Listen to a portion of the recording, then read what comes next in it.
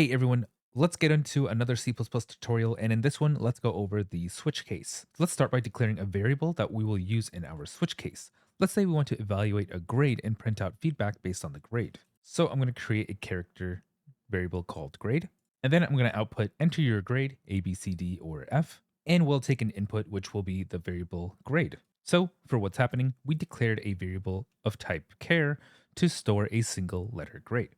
We prompt the user to enter their grade using the cout, and then we capture the input from the user with cin and store it into the grade variable. And now let's set up the switch statement. A switch statement checks the value of a variable and executes specific code based on different cases. So in this example, we'll check the value of grade. So I'll start with the keyword switch, and then in parentheses, I'm going to put in the variable grade with open brackets like so. And this is basically just telling C++ to check the value of grade and look for a matching case. And now I'm going to type in case A, and this line is just checking if grade is equal to A. Then we're going to output excellent, you did great, and then break out of this switch statement.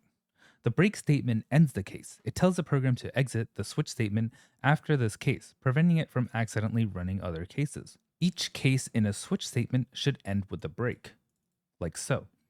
If you don't include the break, the program will keep executing the next case until it finds a break. This is called fall through, and it can lead to unexpected results if not used intentionally.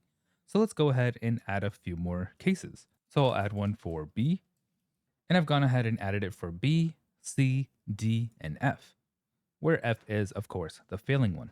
Each case is specific to a value of grade, and only the code for the matching case is executed, making this much simpler and cleaner than using multiple if-else statements. So what if a user enters a grade that doesn't match any of our cases? That's where the default case comes in. So the default case acts as a catch-all for any values that don't match. And below my case F, I'm simply just going to add a default case, which is going to say invalid grade entered. So essentially, if grade doesn't match any of these, so A, B, C, D, and F, then default will run and it will print out invalid grade entered. So the default case is like an else statement in the if else statement. It only runs if none of the other cases match. So let's go ahead and take a look at the entire switch statement and run this. So I'm going to type in g++ hello world.cpp because that's the name of my file, -o hello world, and I'll save the executable as hello world. Click enter, and then I'll simply just type hello world because that's the name of the executable that we saved. And now it's going to say enter your grade. And I'll go ahead and write something like B, and then it's going to print good job, you did well. And we can scroll up to match it, and it does say good job, you did well.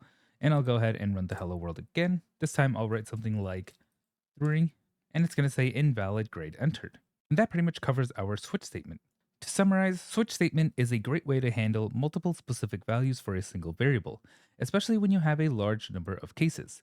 It's usually more readable and efficient than using multiple if-else statements. If this video helped you understand switch statements in C++, give it a thumbs up and subscribe to CoderThrow for more beginner-friendly C++ tutorials. Thanks for watching, and see you in the next one.